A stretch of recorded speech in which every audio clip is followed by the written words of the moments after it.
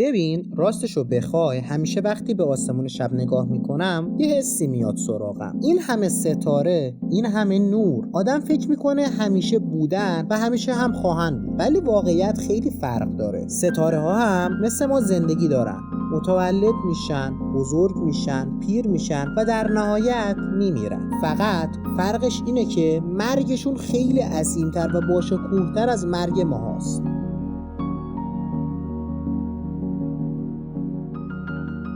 خب بذار بریم سراغ اول راه. ستاره ها تو دل سحابی ها به دنیا میان. اصلا سحابی چی هست؟ یه توده بزرگ از گاز و غباره که اگه عکساشو توی سایت ناسا دیده باشی یا الان عکسایی که داری میبینی رو بهش توجه کنی، یه چیزی شبیه ابرای رنگارنگ و خیلی قشنگ تو دل فضا. کم کم این غبار تسلیم گرانش میشه و گرانش شروع میکنه ذرات رو به سمت همدیگه بکشه. اگه بخوام با مثال با همدیگه بررسیش کنیم، شبیه هزاران هزار دونه شن هستن توی یه بیابون که با یه نیروی نامرئی به سمت یه نقطه جمع میشن و هرچی که جمع‌تر میشن دماشون به شدت میره بالا، اونقدر که در نهایت تو دلشون همجوشی هسته‌ای شروع میشه و این همجوشی هسته‌ای یعنی استارت زندگی یه ستاره. از اینجا به بعد ستاره روشن میشه و وارد مرحله‌ای میشه که بهش میگیم دنباله اصلی. تو این دوران ستاره میلیاردها سال با آرامش میدرخشه و به سیارات اطرافش زندگی میبخشه. خورشید ما هم الان توی همین مرحله است. داره هیدروژن رو میسوزونه و تبدیلش میکنه به هلیوم.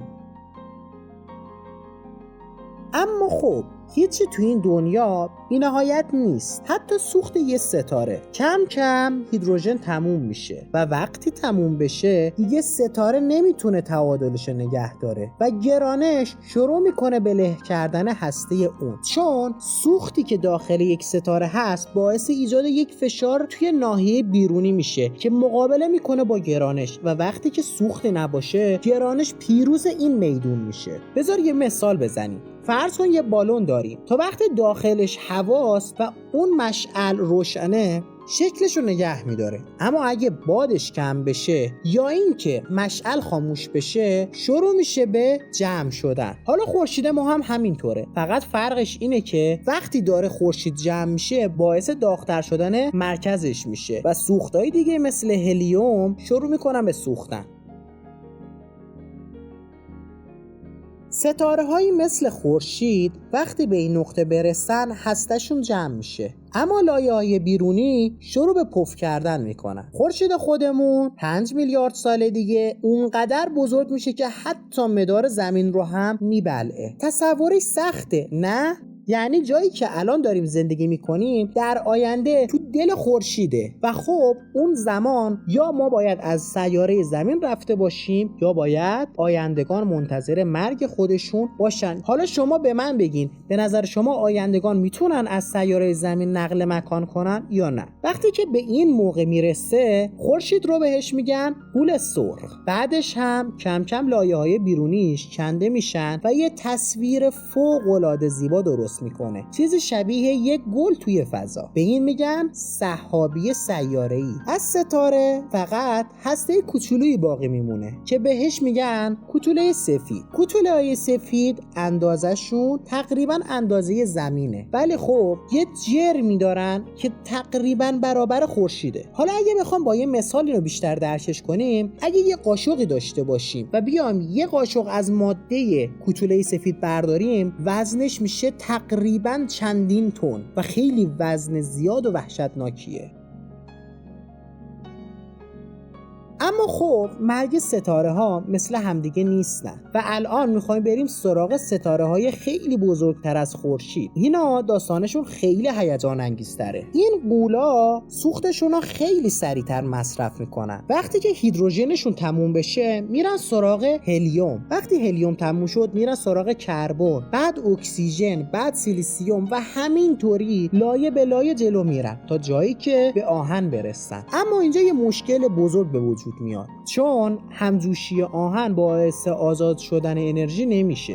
یعنی ستاره عملاً به یه دیواره برمیخوره و دیگه نمیتونه جلوی گرانش مقاومت کنه. همین باعث میشه در کسری از ثانیه هسته فرو بریزه. لایه‌های بیرونی هم با یه انفجار باور نکردنی به بیرون پرتاب میشن. این انفجار همون ابرنواختره. ابرنواختر اونقدر روشنه که برای مدتی کوتاه از کل کهکشان نورانی تر میشه.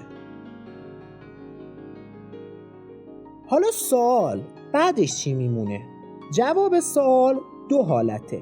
اگه جرم ستاره خیلی زیاد نباشه، هستش تبدیل میشه به ستاره نوترونی. این واقعا یه موجود عجیبه. اندازهش تقریباً به اندازه یه شهره، ولی جرمش حتی از خورشید هم بیشتره. پس یعنی یه قاشق چایخوری از اون ماده ستاره نوترونی میتونه میلیاردها تن وزن داشته باشه و واقعا عجیب و حیرت آوره. اما اگه ستاره خیلی خیلی عظیم باشه، اون وقت سیاهچاله متولد میشه، جایی که حتی نور هم نمیتونه ازش فرار کنه. همون چیزی که همیشه توی فیلم‌های علمی تخیلی ازش میبینیم.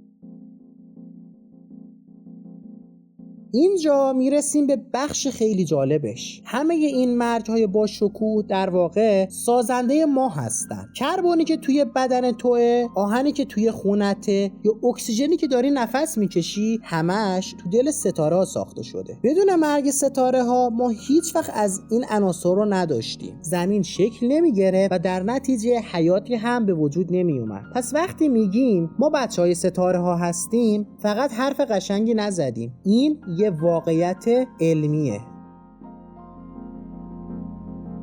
حالا بیایم همه این چیزایی که گفتیم رو شاعرانه بررسی کنیم و دفعه بعدی که زیر آسمون پرستاره دراز کشیدی یادت باشه اون نوری که از یه ستاره میبینی ممکنه متعلق به ستاره‌ای باشه که میلیون‌ها سال پیش مرده. ستاره ها میمیرن ولی مرگشون زندگی تازه‌ای میسازه. ما در واقع خاکستر ستاره های مرده ایم.